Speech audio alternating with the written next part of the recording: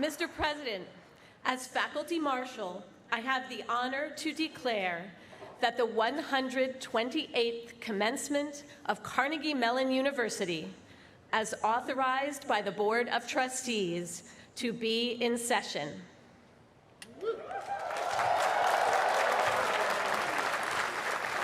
Please rise if you are able for the singing of our national anthem by Nazmi Kamal, who is graduating today with her Bachelor of Fine Arts degree in vocal performance.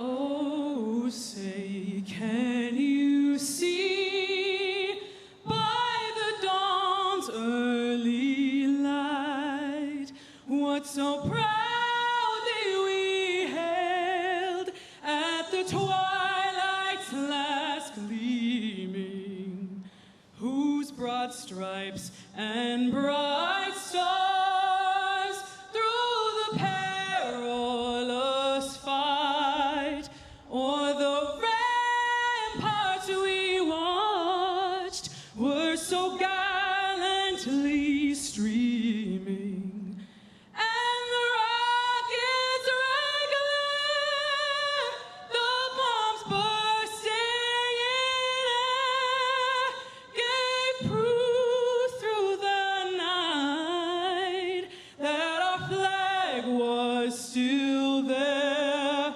Oh, say does that star-spangled banner yet wave o'er the land of the free and the home of the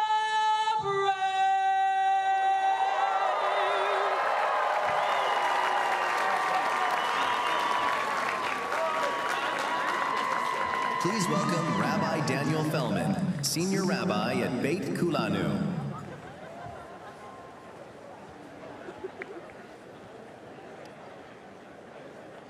President Jahanian, members of the graduating class, friends, family, faculty, neighbors, we are called this day to see the world anew. After hours and days and weeks and years of preparation and hard work, we stand at the dawn of a new world filled with opportunities and challenges, overflowing with possibilities and promise. Congratulations to all of you for all you have accomplished. We pray today for continued success for all. In my tradition, when the days of creation were completed, the God who created us all stood back, took time to relax, to give praise, and to recharge. After a Sabbath, God turned back to the pursuit of light and truth, ever seeking to perfect our world. Today, as we gather at this moment of commencement, I pray that each of us knows the blessings felt by God on that first Sabbath, a sense of pride and progress, a commitment to relish these moments of rest, and an insatiable thirst to continue to learn, grow, understand, explain, enhance, and engage in the sacred work of creation. Carnegie Mellon University stands as an institution for all humanity, one committed to better understanding every element of existence. That commitment to nurture a house for all people carries forward in each and every graduate today. May each of us be blessed in our pursuits. May we celebrate our accomplishments with joy. May we recommit ourselves to the pursuit of understanding, which defines our very role as God's partners in the continuing creation of our world. Amen.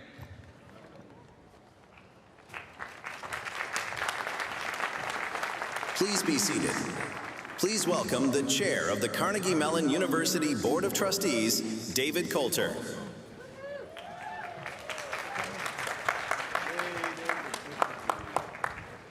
Good morning.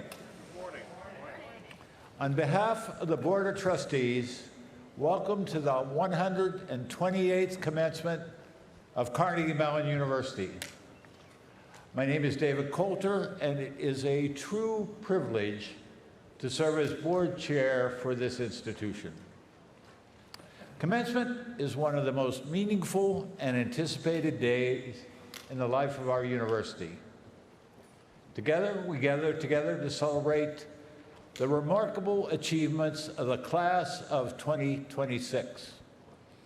It's wonderful to see so many of you here in Gessling Stadium, joined by family members, friends, and supporters in this typical Pittsburgh spring weather. And to those watching from around the world, including our campuses in Qatar, Rwanda, and Silicon Valley, we are delighted to have you with us. Welcome. Graduates, today marks an extraordinary milestone. Earning your degree is an accomplishment of real significance, one that will continue to shape your life in ways you may not yet fully realize. It reflects not only the mastery of your chosen field, or perhaps multiple fields in many cases, but also your perseverance, your curiosity, and your willingness to push boundaries. Your time here has demanded rigor, creativity, and resilience. It's challenged you to think differently, to collaborate deeply, and to grow in ways both expected and unexpected. As Tartans, you leave this university prepared to contribute meaningfully to a complex and rapidly changing world. Whatever path you pursue, whether in your career, further study, or service, you carry forward the strengths you have built here, a few of which are deep knowledge and expertise, the ability to work across disciplines and perspectives, and a mindset that embraces innovation, empathy, and lifelong learning. Today is a celebration of all that you've accomplished and a recognition of all that lies ahead of you. Your connection to Carnegie Mellon will continue to open doors, create opportunities, and link you to a global community of innovators and leaders. I encourage you to stay true to one of the university's defining principles: to do work that matters.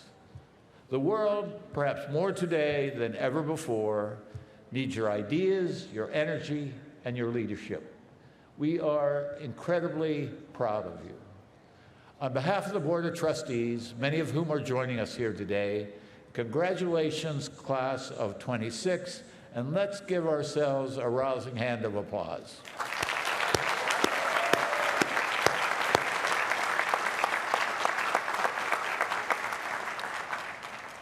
I'd also like to recognize the many individuals who have supported our graduates along the way: parents, family, mentors, faculty, coaches, and staff. Your guidance and encouragement have been essential to this moment. And I'd like to give that group a round of applause also.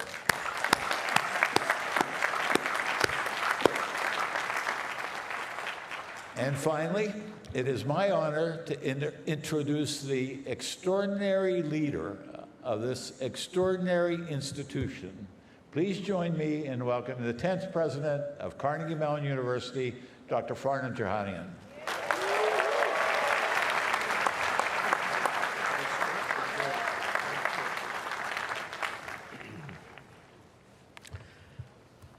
Well, first of all, thank you, David, for all that you do for Carnegie Mellon. Let's thank our board chair, David Coulter.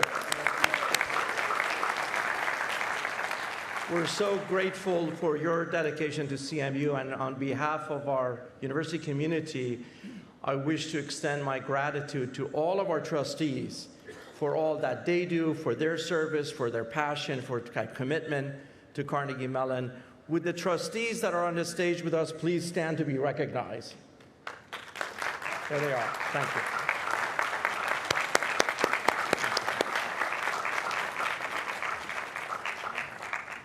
Good morning. Good morning. It is so wonderful to be with you on this special day. And congratulations to our graduating class of 2026. So before I get started, I have a question for you. Are you excited to be here? Wow. David, what do you think? I don't think, we've done this a few years in a row. I'm going to ask this question again. Graduates, are you excited to be here? All right, that's much better. Commencement is an incredibly special time, and we're all grateful for this opportunity to gather as a community. To our graduating students, it's been a thrill to watch you grow and develop into scholars you are now. And it's an absolute joy to honor your achievements today. I would like to extend a warm welcome to your families and loved ones who share in your accomplishments. And on this Mother's Day, I would especially like to acknowledge all of the mothers, grandmothers, stepmothers, adopted mothers, chosen mothers, mother-in-laws who are joining us today. Congratulations.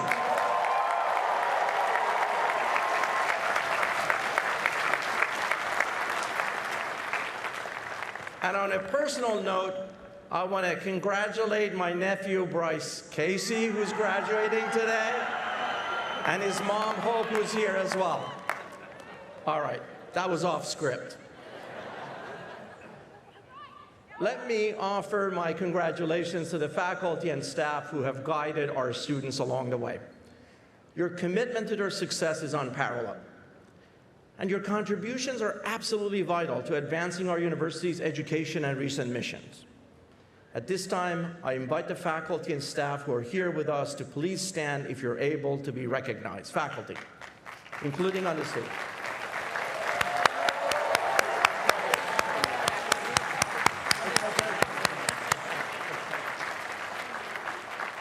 Please be seated.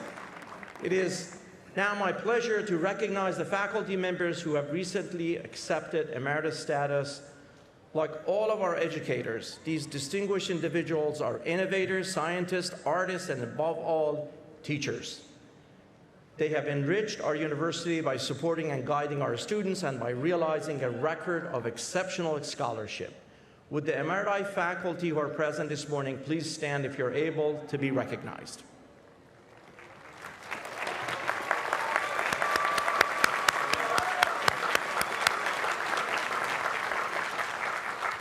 Please be seated. Next, I would like to acknowledge the faculty members who have been newly honored with the title of University Professor. Being appointed a University Professor is one of the highest distinctions that a CMU faculty member can receive. Receiving this rank confers both honor and obligation onto its recipients and denotes a legacy of exceptional contribution to education, artistic creativity, and/or research. Would the newly honored university professors who are present this morning please stand if you're able to be recognized?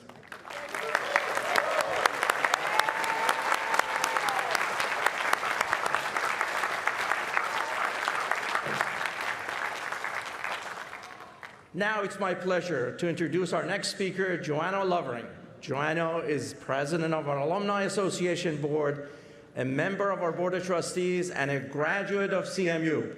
She's also the founder of Copper and Rise, a consulting firm devoted to helping organizations engage, develop, and retain women leaders. Please join me in extending a warm welcome to Joanna Lovering to the podium. Joanna.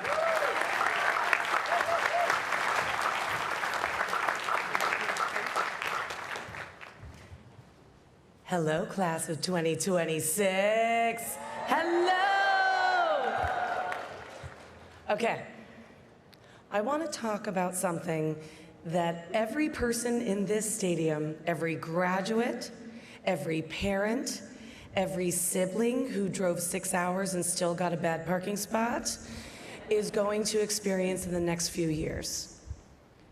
You're going to be at a party or at a dinner or a networking event where the cheese is very disappointing. And someone is going to ask you what you studied. And you're going to say something like what Taylor would say. Oh, I'm a computer science major with minors in linguistics and immersive technologies in arts and culture, and I design theme parks. Taylor, where are you? Right there you are. And they're going to stare at you like you just told them to commute to work by hot air balloon. Parents, you know this look. You've been explaining it for years at dinner parties. But here's the thing. There's a group of 130,000 people scattered across every time zone on Earth who will hear that and just nod, maybe smile a little, and say, yeah, that is so CMU. Because we get it. We've lived it. Some of us are it. And this graduating class absolutely unhinged in the best possible way. Kier, who is graduating today, finished her studies a semester early and spent last semester working at UPMC, all the while competing on the CMU ballroom dance team. She's starting pre-med graduate program in the fall, P.S. That is so CMU. We have Jesus, who spent his senior year becoming a published playwright back home in Puerto Rico, while completing his dramaturgy classes and serving as an RA.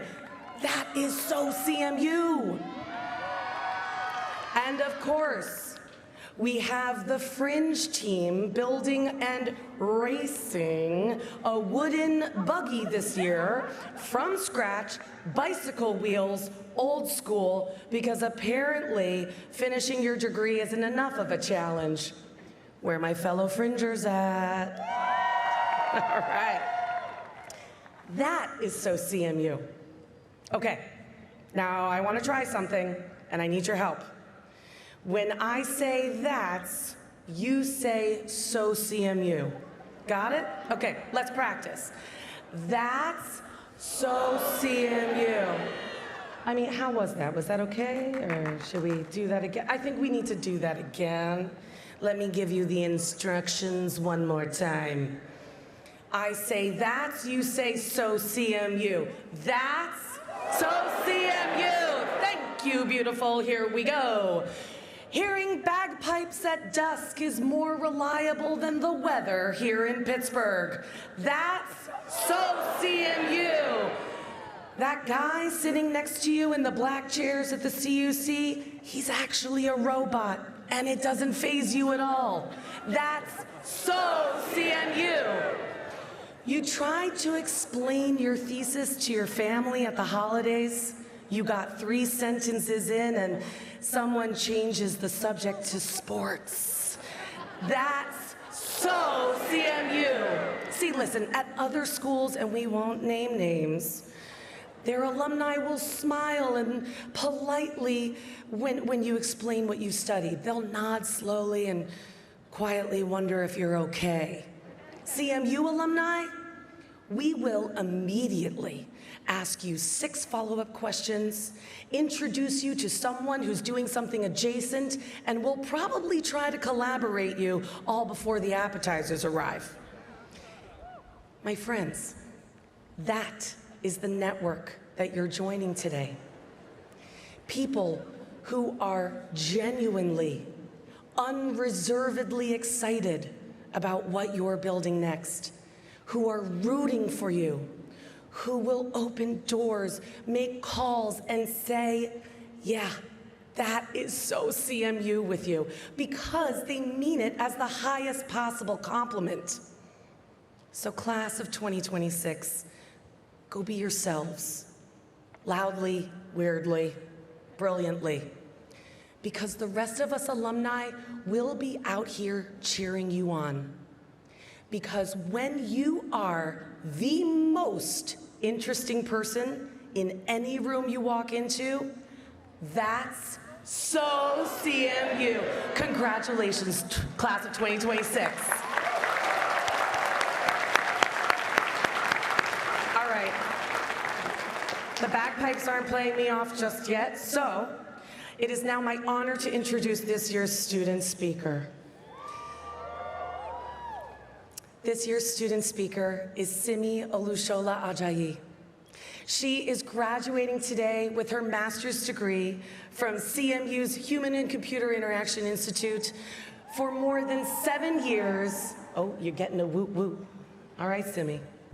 For more than 7 years, she has led large-scale experiential and brand strategy for global technology companies, bringing her here to study how systems, interfaces, and policies shape how people encounter institutions, power, and emerging technologies.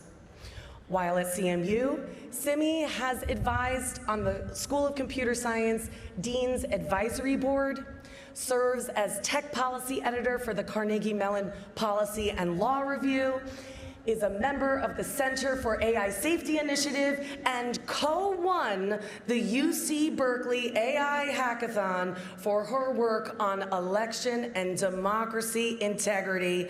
That is so CMU.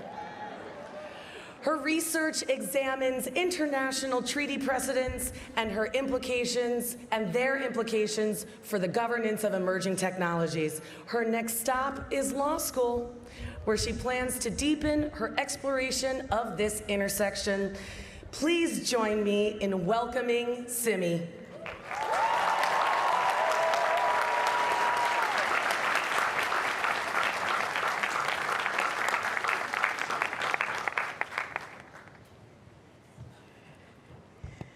Well, I am not sure how to go after that, but I will do my best. I have no chance. I just want to warn you.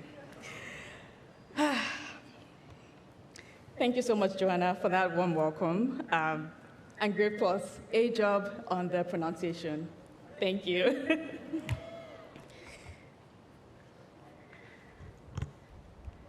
At the start of the year, I had a really good draft of my speech. I kind of had to, it came with the job. And then shortly after the announcement was made that I would be giving this speech, I ran into a friend, and in the middle of our conversation, she goes, so how does one make 5 minutes feel big enough for the full Carnegie Mellon experience? Pressure. But that question did exactly what CMU is best at. It pushed me to dig a little deeper, look closer, and really think bigger than I was clearly thinking. So today, I would like to offer my best take at the Carnegie Mellon experience, a masterclass in navigating the middle. Now, to understand what I mean, I'd like to tell you about the girl with a plan. Move to the US, get a degree, go to law school, start a law firm, change the world.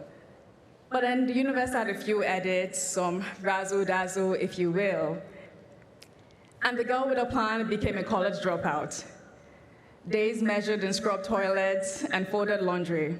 You know, quiet work, the kind that does not come with applause or titles. Just that quiet ache of watching the people you imagine growing alongside move ahead without you. But that's the thing, I was growing too, just in ways that did not look like my definition of growth, in ways that were much harder to see. I was learning to imagine a future again, to be the girl without a plan, right there in the middle. And somewhere along that path, I found myself at a conference listening to people describe the kind of work I had never imagined for myself, human-computer interaction. And suddenly, a new path came into view. That path brought me to Pittsburgh, to Carnegie Mellon, and unsurprisingly, into another middle. Now, I'm sure if I ask everyone in this stadium about their Carnegie Mellon experience, we would hear 1,000 different stories, different paths, different challenges, different breakthroughs. But across all of them, we have the middle. The middle is that space between who we thought we would be and who we are becoming right now. It is the moments we doubted we belonged here and the moments we realized we did and we do. And here's what I have learned. The middle truly is the point. It is where certainty gets stretched. It's where imagination returns. It's where capacity is built. It's where so much of life happens, even though it often feels like nothing is happening at all. And here's the good news. Every single one of us here today has had an incredible advantage. A Carnegie Mellon education that has trained us to turn the middle into a skill. Not by removing uncertainties, if anything, the exact opposite, by teaching us how to move through it. I could make the case that once you've successfully navigated one of those legendary CMU group projects, capstone, studio sessions, then we're probably ready to run Fortune 100 companies, NVIDIA, for example. Because here, our certainty, I don't know what it's doing. Because here, our certainty has been interrupted by people who see the same problems from a different point of view. And we've had to sit in that discomfort long enough to build something better together. We've had to stay human in technical rooms and rigorous in technical ones. We've had to hold multiple truths without conflicting them into simple truths. And we've had to live in tension between what can be built and what should be built. I do not think it is an accident that the middle is a unifying experience for us all here. After all, look at where we are. A city that was once defined by steel until it wasn't, and then rebuilt from that middle into something no one saw coming. Engineering next to drama, computer science connected to fine arts, different ways of thinking brought into the same room and made better for it. And what a ride that has all been. Or if you are like me in one of the accelerated programs and have class on Monday, yes, in the morning, then what a ride it continues to be. I do not know what middles we'll find ourselves navigating next, what rooms we will walk into, what adventures we will stumble into or charge into head first. But we get to do so with a masterclass subscription that never expires. We get to show up in every room, in every middle, in ways only a Carnegie Mellon education could have prepared us for. I promise they didn't pay me to say that. And we did not navigate this middle by ourselves. It really did take a village. To our friends, our families, our loved ones, thank you so much for upholding us throughout this journey.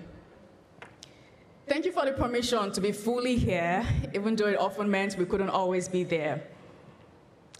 For the quiet belief, for the late night phone calls, or maybe the early morning ones. For the care packages, in my case, an endless supply of pasta sauce and akara that always tasted like home. Thank you so much for being here today, as you have every day throughout this journey. And for our faculty, advisors, staff, this moment literally couldn't happen without you all.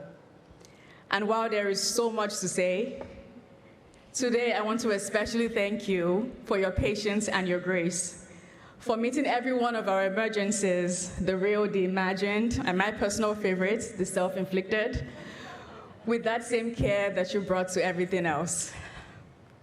Wow, class of 2026, look at us. We did it. So if you're graduating today with a perfect plan, excited for what comes next, congratulations, you're in the middle. If you're graduating today unsure of your next plans, or just mourning the end of this beautiful chapter, congratulations, you are also in the middle. The future before us, my friends, is limitless. And we have everything, every single thing we need for every version of it. Congratulations, class of 2026. We did it.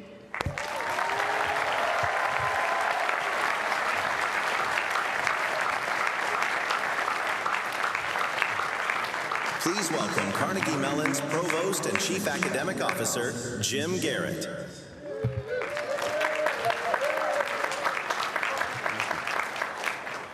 Good morning. Before I begin the next section of our program, I do want to acknowledge our student speaker again. Thank you for those inspiring words, Simi, and best wishes for your continued success.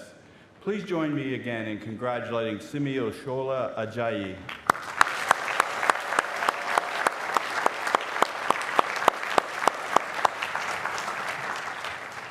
As part of today's ceremony, we are honored to present special doctoral degrees to individuals who have had extraordinary impacts on the arts and humanities, science and technology, and economics and policy. Recipients of these honorary degrees have reached preeminent levels of distinction in their fields, advancing knowledge, enriching culture, or improving the human condition. While you will learn about each recipient today, I invite you to view the full biographies of this year's honorees in the commencement program. Now I will present the candidates and cite the achievements that merit this honor. Then President Johanian will award all candidates their degrees, and together they will receive their doctoral hoods. Will Jamie DeRoy please come forward?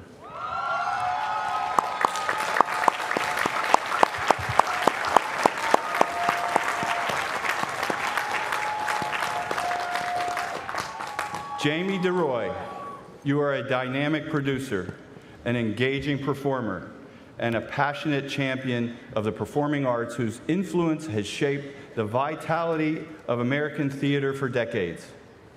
A Carnegie Mellon alumna, you began your career in the late 1960s with a spirit of curiosity and openness to opportunity. Over the years, you have built a remarkable legacy, leaving an indelible mark on Broadway and beyond. As a producer of more than 170 productions, your vision and unwavering commitment to excellence have earned you an extraordinary 15 Tony Awards.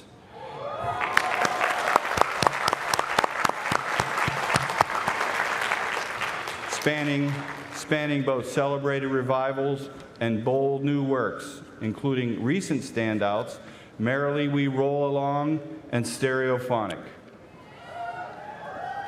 Your contributions extend far beyond the stage. Through your long-running television variety program, Jamie DeRoy and Friends, you have brought the energy and artistry of the theater community into the homes for more than 3 decades, celebrating performers and preserving a vibrant cultural tradition.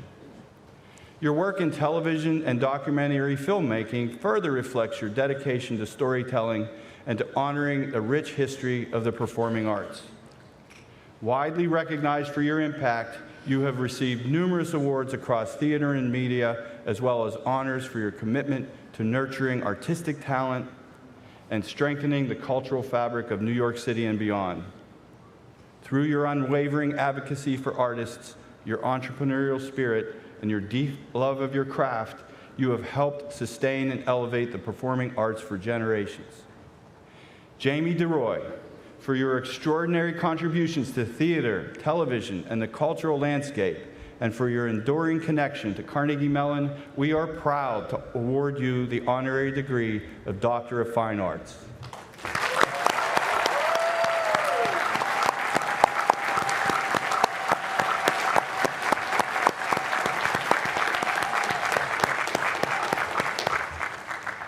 Samuel Hazo, will you please come forward?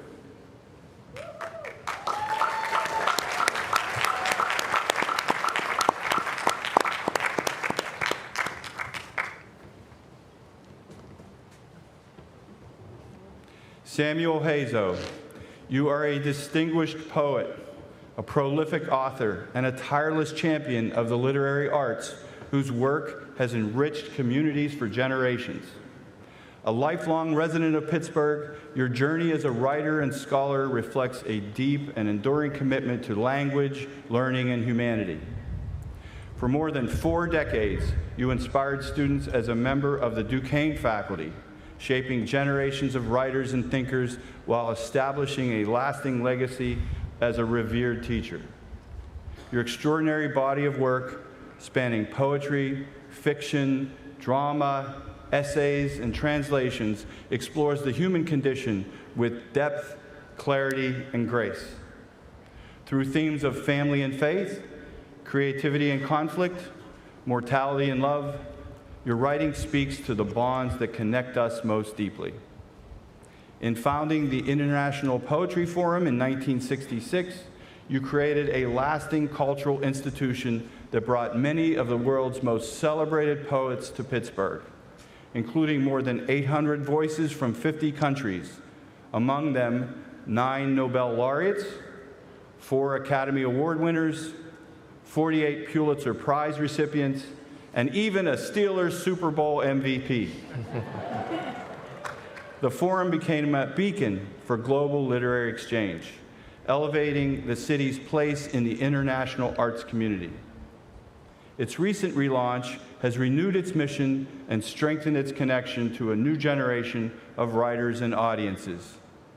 Your many honors, including designation as the first state poet of Pennsylvania, recognition from the Smithsonian Institution, and numerous awards for literary excellence reflect the profound and enduring impact of your contributions to the humanities. Samuel Hazo, for your lifelong dedication to the written word, your leadership in fostering the literary arts, and your remarkable contributions to culture and community, Carnegie Mellon is proud to award you the honorary degree of Doctor of Humane Letters.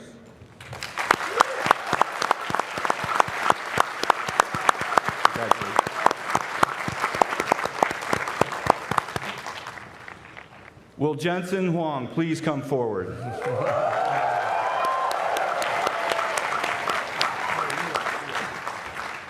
Jensen Huang, you are a visionary entrepreneur, pioneering technologist, and transformative leader whose work has reshaped the modern world.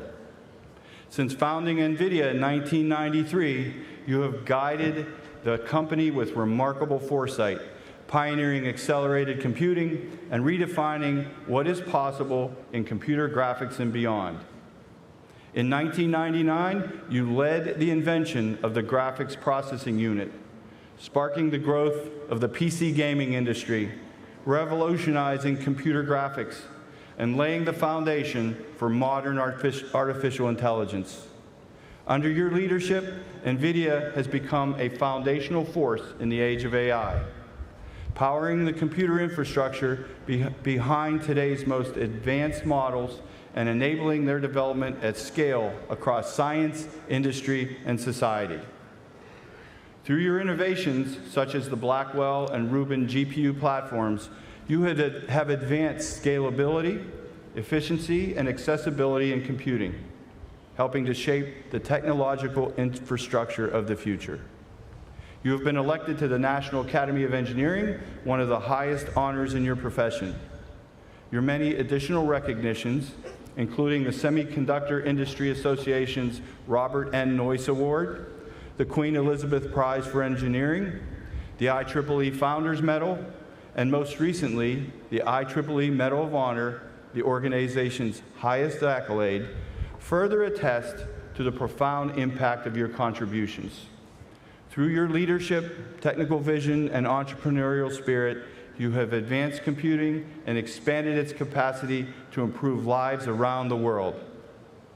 Jensen Huang, for your extraordinary contributions to engineering, computing, and artificial intelligence, and for your global leadership in shaping the future of technology, Carnegie Mellon is proud to award you the honorary degree of Doctor of Science and Technology.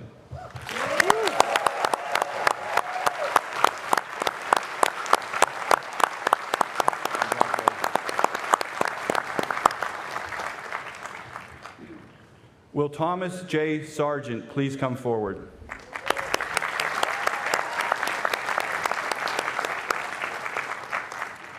Thomas J. Sargent, you are a pioneering economist, a devoted scholar, and an influential teacher whose work has fundamentally advanced our understanding of macroeconomics and public policy. Your distinguished academic journey includes formative years at the Carnegie Institute of Technology, where you were invited by Dick Sayert to join a remarkable intellectual community that would help redefine modern economics. In that environment, alongside figures such as Herb Simon and Bob Lucas, you engaged in rigorous and often spirited debates on how individuals and markets form expectations, helping to establish rational expectations as a defining framework of modern macroeconomics. From your early service in the United States Army to your faculty appointments at leading institutions, including the University of Minnesota, the University of Chicago, Stanford University, and New York University, you have built a career defined by intellectual leadership and enduring influence. Your research has illuminated the dynamics of inflation, government debt, unemployment, and economic uncertainty, shaping modern approaches to economic modeling and policy analysis. As co-founder of Quanticon, you have extended your impact by advancing open source tools that make economic education and research more accessible worldwide, while your teaching and mentorship have guided generations of scholars. In recognition of your groundbreaking contributions, you were awarded the Severus Riksbank Prize in Economic Sciences in memory of Alfred Nobel in 2011. Thomas J. Sargent, for your extraordinary contributions to economics, your dedication to education, and your enduring connection to this institution, Carnegie Mellon is proud to award you the honorary degree of Doctor of Science and Technology.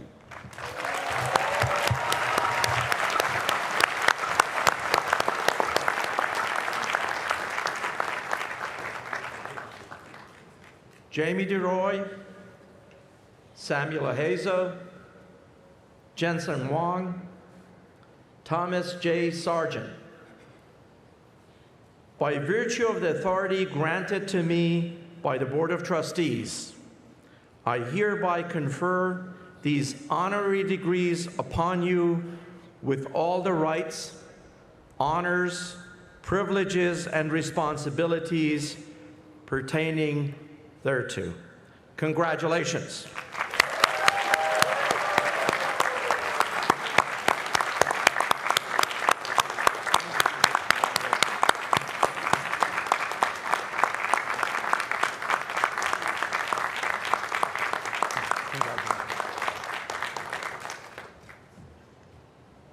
Please be seated. Please be seated. Thank you.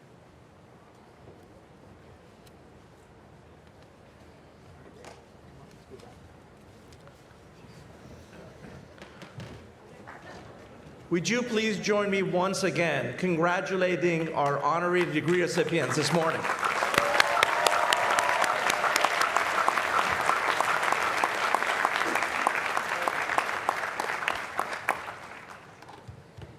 It is now my distinct pleasure to introduce our keynote speaker for today's commencement, Jensen Huang.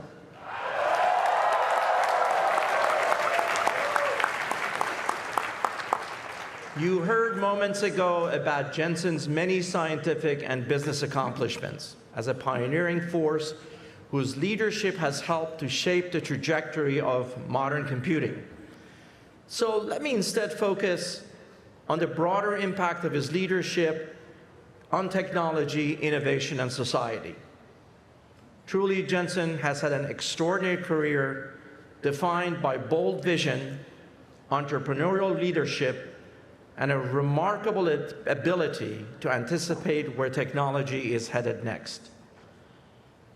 As the founder and CEO of NVIDIA, he built a company that has consistently challenged conventional thinking and opened new possibilities for computing, discovery, and innovation. What once set NVIDIA apart as an outlier has since helped redefine the direction of the technology industry, and today it stands among the most influential companies. Throughout his career, Jensen has consistently placed long-term vision ahead of short-term gains, investing in ideas long before they become widely understood or embraced. That willingness to take risks challenge convention, and pursue ambitious goals has helped catalyze extraordinary breakthroughs across research industry and society. Today, as AI is reshaping nearly every sector of our economy, Jensen continues to advance the vision of technology not as a substitute for human ingenuity, but as a powerful tool for amplifying what people can create, discover, and achieve. His influence extends beyond the technology sector with tools and platforms that are empowering researchers, practitioners, students, creators, and entrepreneurs around the globe to tackle increasingly complex challenges and unlock new possibilities. Jensen, your vision, leadership, and relentless pursuit of progress has helped usher in a new era of computing, one that's empowering everyone around us, around the globe, to imagine more boldly and achieve at an unprecedented scale. Thank you for your many contributions to advancing science and technology, and for many ways your leadership continues to expand human possibility and shape a better future for people around the world. And now, please join me in extending a warm welcome to Jensen Huang, our keynote speaker.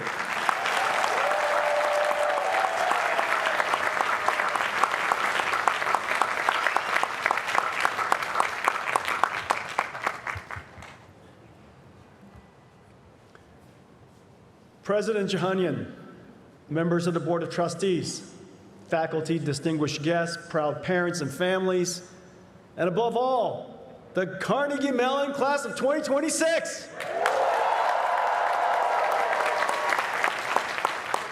Thank you for this extraordinary honor. It is deeply meaningful to be here with Carnegie Mellon, one of the world's great universities and one of the rare places that invents the future. Today is a day of pride and joy, a dream come true for you, but not only for you. Your families, teachers, mentors, and friends helped carry you here.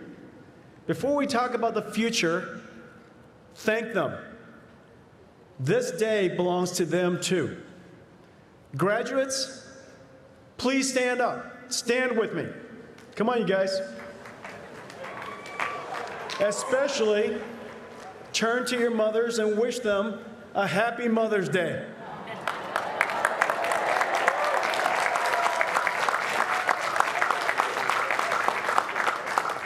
For you, this is another step in your life. But for her, this is a dream come true. Please sit down.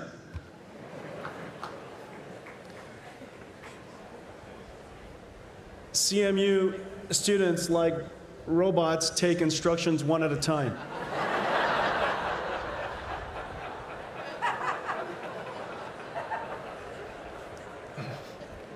To see your graduate, to see you...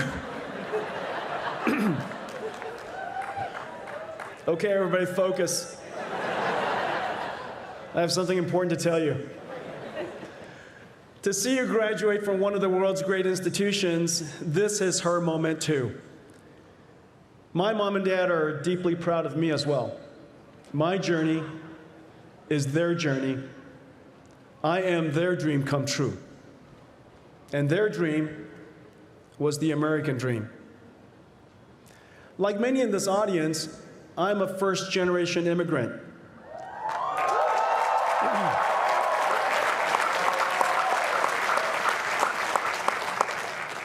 My father had a dream to raise his family in America. When I was 9 years old, he sent my older brother and me to the United States. We ended up at a Baptist boarding school in Oneida, Kentucky, coal country, a town of a few hundred people. 2 years later, my parents left everything behind to join us. They came with little to nothing. My father was a chemical engineer. My mother worked as a maid at a Catholic school. She woke me up at 4 a.m. in the morning to deliver newspapers. My older brother got me a job as a dishwasher at Denny's, which at the time felt like a major career advancement. That was my view of America. Not easy, but full of opportunities. Not a guarantee, but a chance. My parents came here because they believed America could give their children a chance. How can we not be romantic about America? I went to Oregon State University. I met my wife, Lori, when I was 17 years old. I was the youngest kid in school. We were sophomore lab partners. She was 19.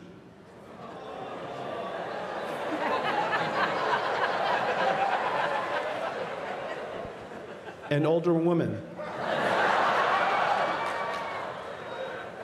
I beat out 250 other boys in class and won her heart.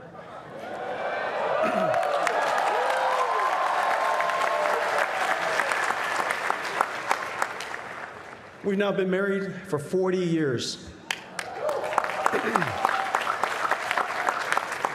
We have two amazing children, both working at NVIDIA. When I was 30, I started NVIDIA with Chris Malachowski and Curtis Preem, two amazing computer scientists. We wanted to build a new kind of computer, one that could solve problems ordinary computers could not. We had absolutely no idea how to build a company, raise money, or run NVIDIA. I just thought, how hard could it be? It turns out it is super hard. Our first technology didn't even work. We nearly ran out of money. At one point, I had to fly to Japan and explain to Sega's CEO that the technology they contracted us to build would not work. Asked to be released from a contract we could not complete. And then asked that they still pay us. Without the money, NVIDIA would vaporize. It was embarrassing, humiliating, and one of the hardest things I have ever done. And Sega's CEO, Madri-san, said yes. I learned early that being CEO is not about power, but the responsibility that comes with keeping the company alive.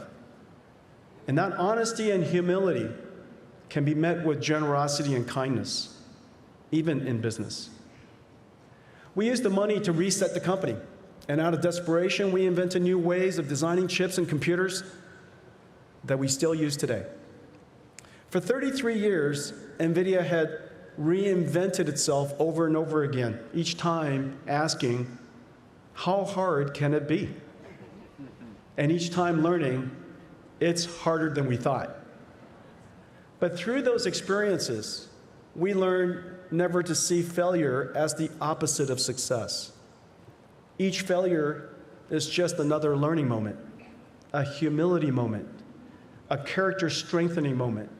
The resilience forged through setbacks is what gives you the strength to go again. Today, I am one of the longest serving CEOs in technology.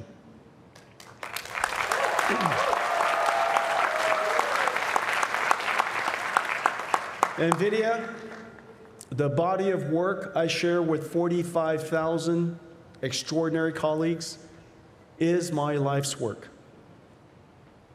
Now it's your time to realize your dreams. And the timing could not be more perfect. My career started at the beginning of the PC revolution. Your career starts at the beginning of the AI revolution.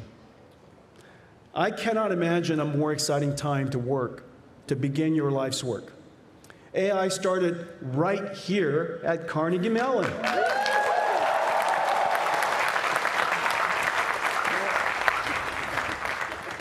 I've heard countless AI jokes in the last 24 hours here at Carnegie Mellon. Carnegie Mellon is one of the true birthplaces of artificial intelligence and robotics. In the 1950s, researchers here created the logic theorist, widely recognized and considered the first AI computer program. In 1979, Carnegie Mellon founded the Robotics Institute. This morning I visited with Robo Club, the first academic institute devoted entirely to robotics. Artificial intelligence has gone on now to reinvent computing completely. I have lived through every major computing platform shift: mainframes, PCs, the internet, mobile, and cloud.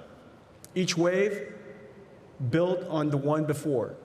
Each expanded access, each transformed industries and society. But what is about to happen now is bigger than anything before. Computing is undergoing a complete reset, not since modern computing was first invented. For 60 years, computing worked the same way. Humans wrote software, computers executed instructions. That paradigm is over. Artificial intelligence has reinvented computing, from human coding to machine learning, from software running on CPUs to neural networks running on GPUs, and from following instructions to understanding, reasoning, planning, and using tools. A new industry has emerged to manufacture intelligence at scale. Because intelligence is foundational to every industry will change. For many, AI creates uncertainty. People see AI writing software, generating images, driving cars, and naturally wonder what happens next. Will jobs disappear? Will people be left behind? Will this technology become too powerful? Every major technological revolution in history created fear alongside opportunity. When society engages technology openly, responsibly, and optimistically, we expand human potential far more than we diminish it. So first and above all, we must be clear-eyed. Artificial intelligence, the automation of understanding, reasoning, and problem solving, is one of the most powerful technologies humanity has ever created. And like every transformative technology before it, it will bring both great promise and real risks. The responsibility of our generation is not only to advance AI, but to advance it wisely. Scientists and engineers have a profound responsibility to advance AI capabilities and AI safety together. Policymakers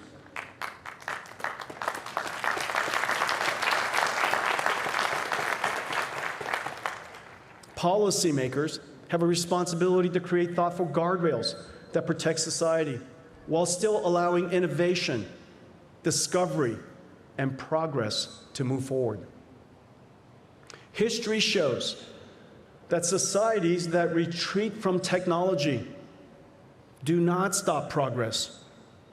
They only surrender the opportunity to shape it and to benefit from it.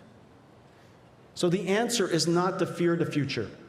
The answer is to guide it wisely, build it responsibly, and ensure that it benefits reach as many people as possible. We should not teach fear of the future. We should engage it with optimism, responsibility, and ambition. Only a fraction of the people in the world know how to write software. Now, anyone can ask AI to build something useful. A shopkeeper can create a website and grow a business. A carpenter can design a kitchen and offer new services to clients. The AI writes the code. Everyone is now a programmer. For the first time, the power of computing and intelligence can truly reach everyone and close the technology divide. The first time. And like electricity and the internet before it, AI will require trillions of dollars of infrastructure investment. This is the largest technology infrastructure build-out in human history. and a once-in-a-generation opportunity to reindustrialize America and restore the nation's capacity to build. To support AI, America will build chip factories, computer factories, data centers, and advanced manufacturing facilities across the country. AI gives America the opportunity to build again. Electricians, plumbers, iron workers, technicians, builders, this is your time. AI is not just creating a new computing industry, it is creating a new industrial era. Powering this new infrastructure will require enormous amounts of energy. But it is also driving one of the largest investments in energy infrastructure in generations, modernizing the grid, expanding power generation, and accelerating sustainable energy. And yes, AI will change every job. But the task and the purpose of a job are not the same. Many tasks will be automated. Some jobs will disappear. But many new jobs and entire new industries will be created. Software coding tasks are increasingly automated. But using AI, software engineers can expand the search for solutions, allowing them to tackle far more ambitious challenges. Analyzing radiology scans is increasingly automated. But using AI, radiologists are elevated to better diagnose disease and care for patients. AI does not replace human purpose. It amplifies human capability. That is why, even as AI writes more code and analyzes more scans, demand for software engineers and radiologists continue to grow. AI is not likely to replace you, but someone using AI better than you might. So a good thought experiment is this. Do we want our children to be supercharged by AI, or be left behind by those who are? No parent wants their child left behind. So let us build AI safely. Let us also imagine an optimistic future, one our children are excited to be part of, inspired to help build. So we can and must do 4 things at once: advance safely, create thoughtful policies, make AI broadly accessible, and encourage everyone to engage. Everyone should have AI. Opportunity should not belong only to the people who can code. Class of 2026, you are entering the world at an extraordinary moment. A new industry is being born. A new era of science and discovery is beginning. AI will accelerate the expansion of human knowledge and help solve problems once beyond our reach. We have the opportunity to close the technology divide and bring the power of computing and intelligence to billions of people for the very first time. To reindustrialize America and restore our capacity to build, and to help create a future more abundant, more capable, and more hopeful than the world you inherited. No generation has entered the world with more powerful tools or greater opportunities than you. We are all standing at the same starting line. This is your moment to help shape what comes next. So run, don't walk. Carnegie Mellon has a motto I love: my heart is in the work.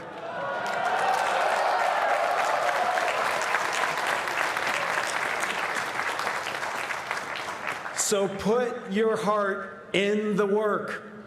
Build something worthy of your education, your potential, and the people who believed in you long before the world did. Congratulations, Carnegie Mellon, class of 2026.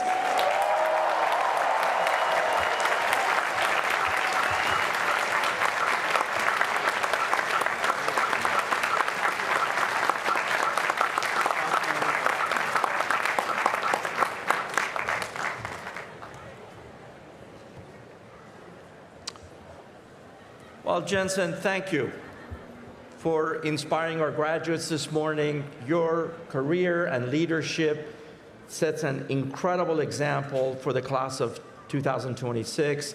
Let's have another round of applause for our keynote speaker, Jensen Huang.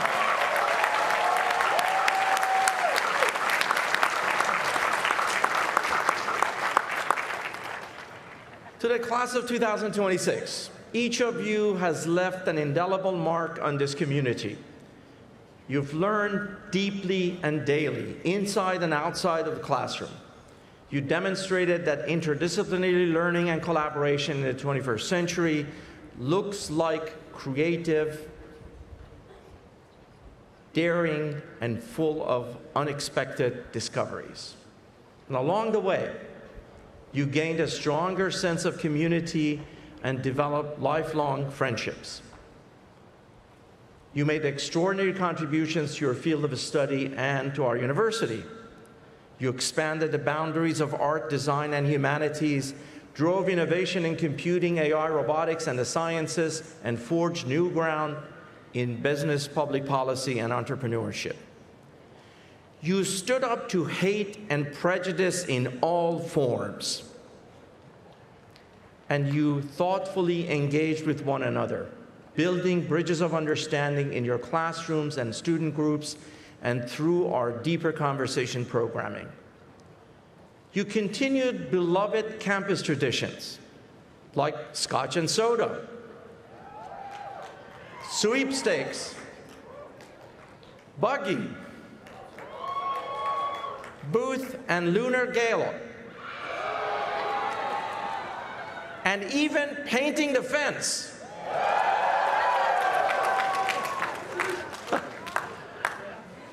And hot off the press, I just learned that the Carnegie Mellon racing team returned last week from competition in New Hampshire, bringing home first place overall at the Formula Hybrid and Electric competition and earning multiple awards for design, performance, and technical excellence. Way to go, team. You also competed fiercely as student athletes, earning All-American honors and bids to national tournaments. You became conference champions in football, cross country, track and field, women's volleyball, men's golf, and women's golf. And by the way, you're also NCAA national champions in swimming, men's golf, and women's golf. Congratulations, that's amazing. You were also role models for your peers, volunteering in the community, in healthcare centers, animal shelters, raising funds to support earthquake relief efforts internationally, and here on campus serving as orientation counselors, peer health advocates, RAs, and Tartan ambassadors, and so much more. Now it's time to unleash your energy and skills on the vast opportunities ahead of you. Before we confer your degrees, it's going to happen in a couple of minutes. It's tradition for the president to deliver a charge for graduates, a final set of instructions for how to maximize the power of your newly minted CMU degree. By the way, I hope you listen carefully to Jensen's advice. Do everything he said. The late Herb Simon, an incomparable CMU professor and Nobel laureate, once said, "We're not spectators of the future, we're actors of the future." And so my charge to you today will confer 3 principles to guide you as actors of the future. First, be relentless in your pursuit of knowledge. Being educated is not about getting a degree and then sitting back. The pursuit of knowledge is a lifelong commitment. Don't be afraid to expand your horizon and embrace adventure. And when the landscape shifts beneath you, that was Jensen's advice. Make your world your classroom, your canvas, your laboratory, and your stage. Consider all the people who have contributed to your success today, and remember to enrich the lives of others in the same way. Second, seek out perspectives other than your own. In a world that can feel increasingly divided, it's more important than ever to build common ground. Be open to different points of view. They will challenge you, sharpen your thinking, and help you create stronger ideas and solutions. It may be difficult sometimes and uncomfortable to consider other perspectives, but ideas are not defeated by suppression. They're defeated by better and more persuasive ideas. I urge you to embrace the power of free speech and to commit yourself to the sometimes arduous task of engaging in civil discourse. This is foundational to our democracy and vital to building bridges of understanding. My third and final piece of advice today is to have faith in our shared humanity. This era of global change can feel overwhelming at times, but it is precisely in periods of uncertainty and change that faith in one another matters most. Faith in what each of us can bring to the world, faith in the possibility of progress, and faith in humanity's enduring capacity to adapt, create, and move forward together. Your generation will help define the future of humanity. So more than ever, the world needs leaders who can think deeply, collaborate across differences, and apply innovation and creativity in service of humanity. As you leave Carnegie Mellon, I hope you will carry with you faith in our collective ability and in your own potential to imagine, innovate, and build an even brighter future. Graduates, today you celebrate the culmination of years of hard work and determination. Use your knowledge, wield your voice, stay curious, believe in yourself and in the good you can bring to others. Your lifelong relationship with Carnegie Mellon is just beginning, and we can't wait to see where it takes you. Once again, on behalf of the entire CMU community, congratulations to the class of 2026.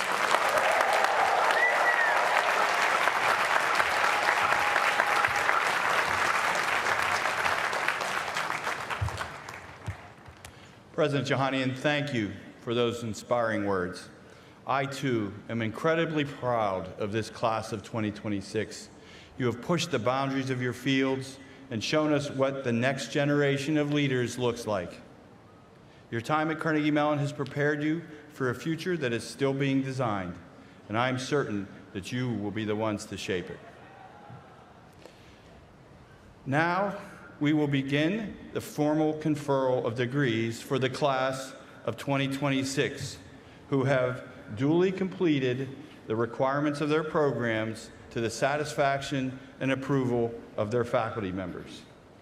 The conferral is a special opportunity to understand the incredible breadth and depth of the unique educational environment here at Carnegie Mellon, including our many interdisciplinary pursuits, minors, and areas of expertise that make this institution so distinctive and this graduating class so exceptional.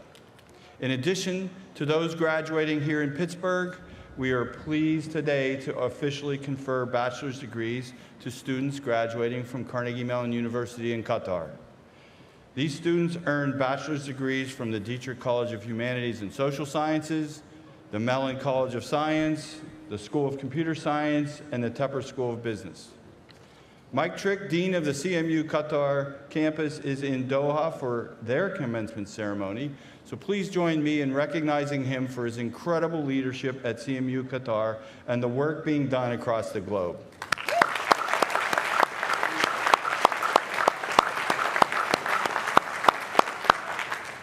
I also want to recognize Keith Webster, the Helen and Henry Posner Jr. Dean of the University Libraries and Director of Emerging and Integrative Media Initiatives. In addition to the libraries, Dean Webster provides leadership for some of our most innovative academic hubs, including Ideate and the Entertainment Technology Center. Dean Webster, will you please stand to be recognized?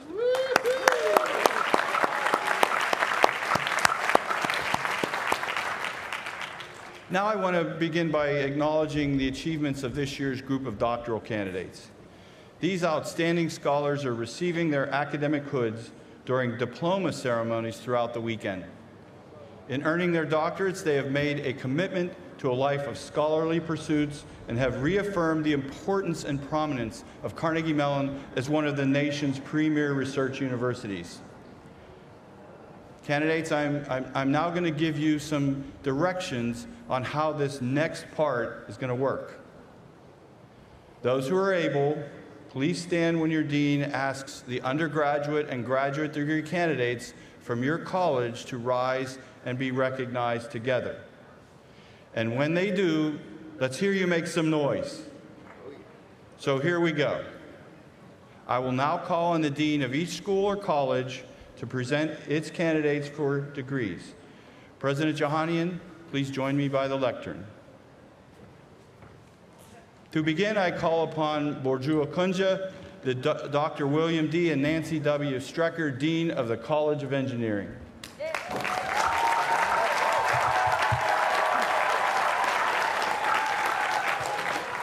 Thank you, Provost Garrett.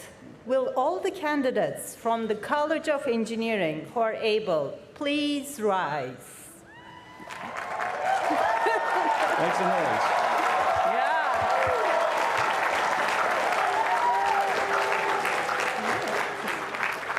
I'm pleased to represent the College of Engineering, where we focus on real-world challenges of both scientific and practical importance. We drive breakthrough thinking and results that will transform the intellectual and economic vitality of our community, nation, and world. As engineers, we aim to build the physical world we all want to live in and thrive in. Mr. President, upon the recommendation of our faculty, I have the honor of presenting the bachelor's, master's, doctoral degree candidates from the College of Engineering. Let's go.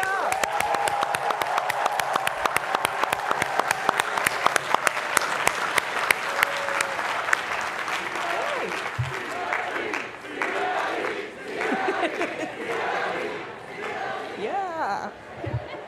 All righty. Will the new College of Engineering graduates please be seated?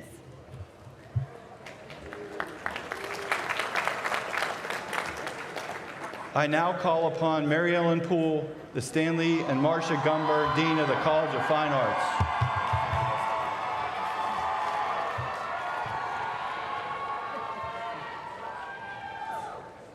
Thank you, Provost Garrett.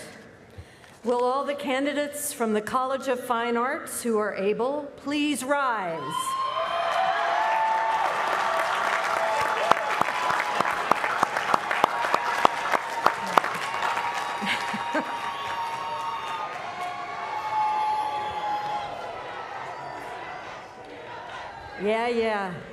Yeah, beautiful. I am pleased to represent the College of Fine Arts, where we produce the dreamers, thinkers, makers, storytellers, and creators who call on us to be our best selves and who remind us of our common humanity in a fractured world. Mr. President, upon the recommendation of our faculty, I have the honor of presenting the bachelor's, master's, and doctoral degree candidates from the College of Fine Arts.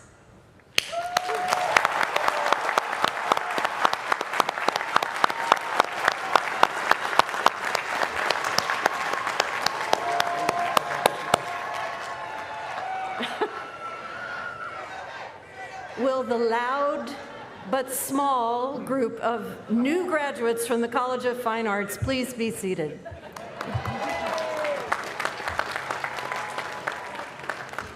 I now call upon Richard Shyness, the best family dean of the Mariana Brown Dietrich College of Humanities and Social Sciences. This is Dean Shyness.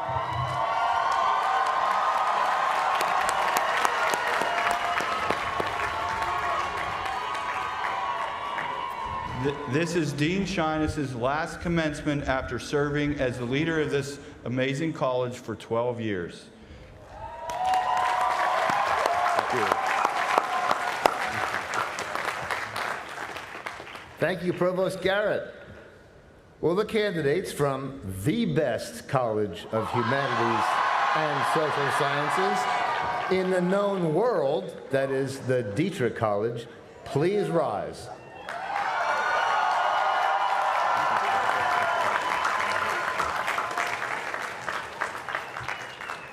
At Dietrich, we study humanity. We start with the brain and ask how the brain gives rise to the mind. We ask how minds make decisions and how they should make decisions. We study what makes us social, how we communicate, how we cooperate, how we learn. We work at the intersection of humanity and technology and prepare our graduates to collaborate across discipline boundaries to address the human dimension of society's most complex problems. We do work that matters. Mr. President, upon the recommendation of our faculty, I have the honor of presenting the bachelor's, master's, and doctoral degree candidates from the Dietrich College of Humanities and Social Sciences.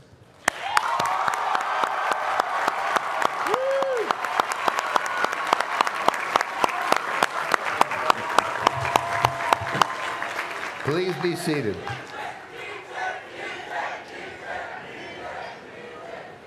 Mr. President, I would like to go off script and point out that the sun did shine briefly here for a few minutes.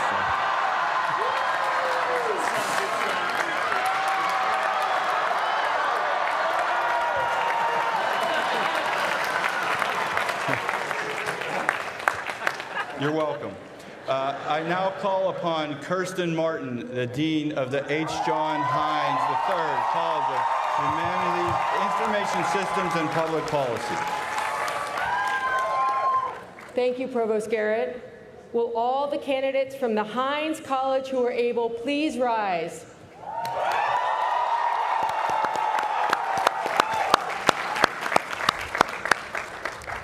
I am pleased to represent the Hines College of Information Systems and Public Policy, where we develop the next generation of leaders who focus on people, technology, and policy, with always a commitment to solutions that improve society.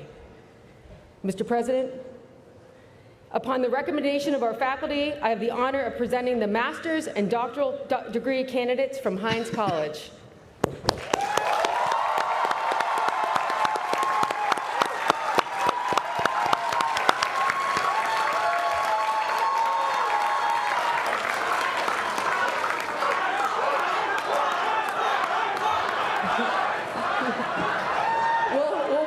For next year. Will the new Hines College graduates please be seated?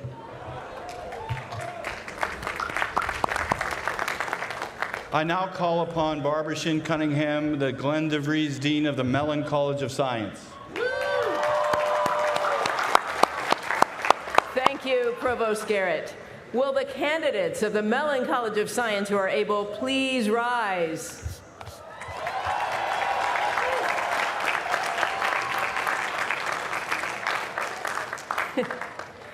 I am pleased to represent the Mellon College of Science. We are revolutionizing scientific research and education for the 21st century, making discoveries that will be the inventions of the 22nd. 10 Nobel laureates have called the Mellon College of Science home, and our graduates will continue this legacy of groundbreaking scientific discovery that benefits all of humankind. Mr. President, upon the recommendation of the distinguished faculty, I have the honor of presenting the bachelor's, master's, and doctoral degree candidates from the Mellon College of Science.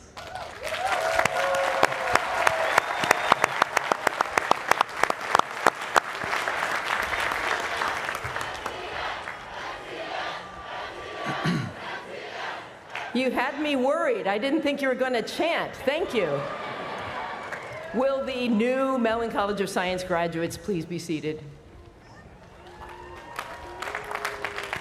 I now call upon Marshall Hebert, the Dean of the School of Computer Science. Thank you, Provost Garrett. Will all the candidates from the School of Computer Science who are able please rise? I am pleased to represent the School of Computer Science, which began at one of the first computer science departments, and today is the international renowned birthplace of wireless networks, search engines, artificial intelligence, autonomous vehicles, and we are just getting started.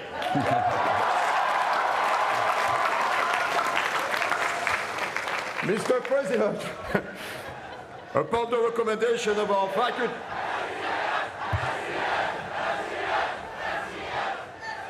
all right, we have to do this today, okay?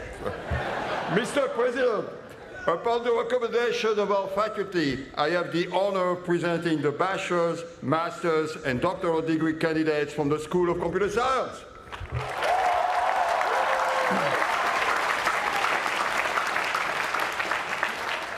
Will the new School of Computer Science graduate please be seated? I now call upon Isabelle Bajou, the Dean of the Tepper School of Business.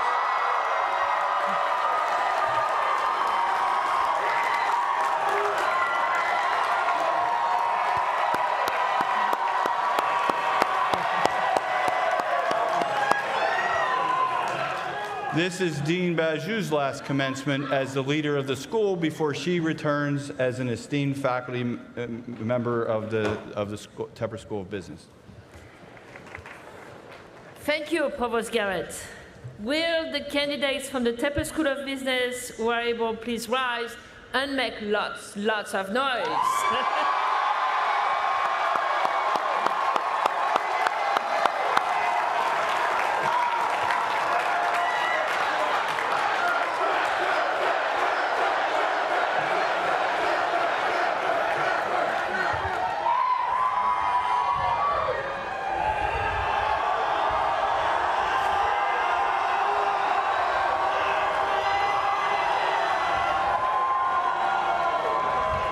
I am pleased to represent the Tepper School of Business, where our legacy includes the invention of management science, and our future is intelligent business. Today, we prepare our graduates to lead as they successfully unlock the intelligent future.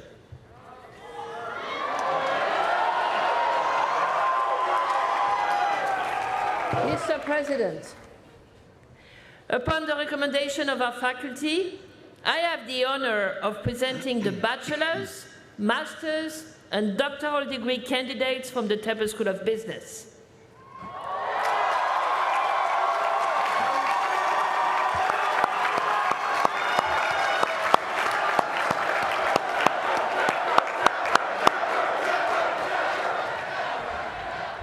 Will the new Tepper School graduates please be seated?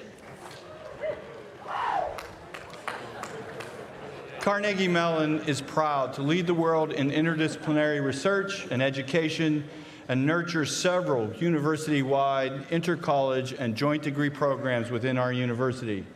On behalf of all the deans and program directors, I will now present the candidates for degrees from these special programs. Will all the bachelor's, master's, and doctoral degree candidates in our interdisciplinary programs who are able, please rise.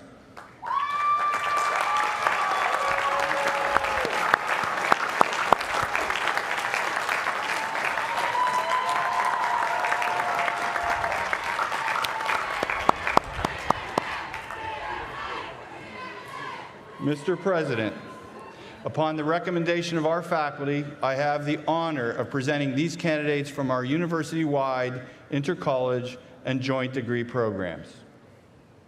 Let's give them a round of applause.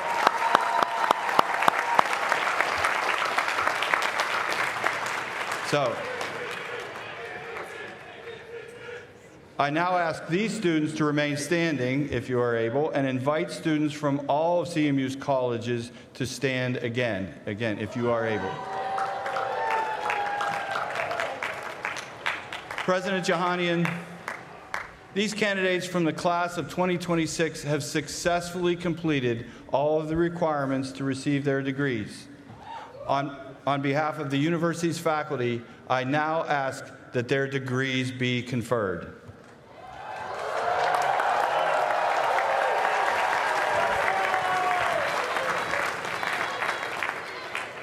Well, thank you very much, Provost Garrett. Before I confer your degree, first of all, what a marvelous sight.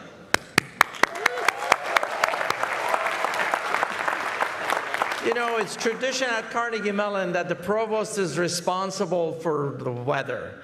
I say Jim did pretty well today. Don't you agree? Jim, stand to be recognized.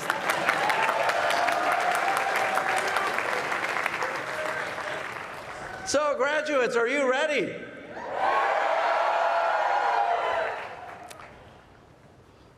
By the virtue of authority granted to me by the Board of Trustees, I hereby confer these degrees upon these candidates with all the rights, honors, privileges, and responsibilities pertaining thereto.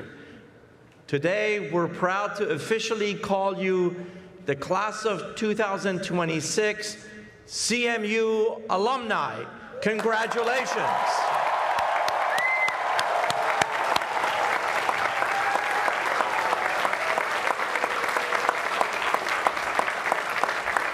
Before we wrap up, you know, it's become a tradition where students stop me on the cut around campus to ask for selfies. And we've taken thousands of those. I love this tradition, and I don't want to pass up the opportunity to take an epic selfie with all of you. Would you like to take a selfie? Our students join us. Jensen, I think they all want a selfie with you. Would you join us for a selfie? All right. Bear with me. We're going to do this. One on this side. All right. Get in. You guys have to get in. Yeah. Are you there?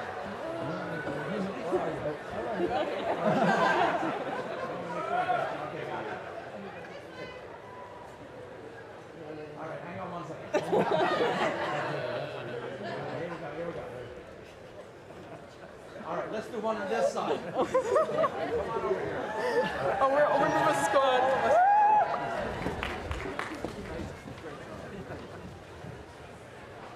Are you ready?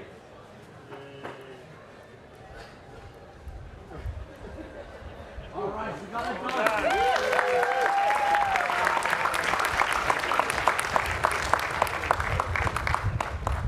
Okay, a little bit of a promotion. Be sure to check out CMU Farnham to see how it turned out. Once again, congratulations on your outstanding accomplishments. We're so proud of you. Let's hear it one more time for our graduating Tartans.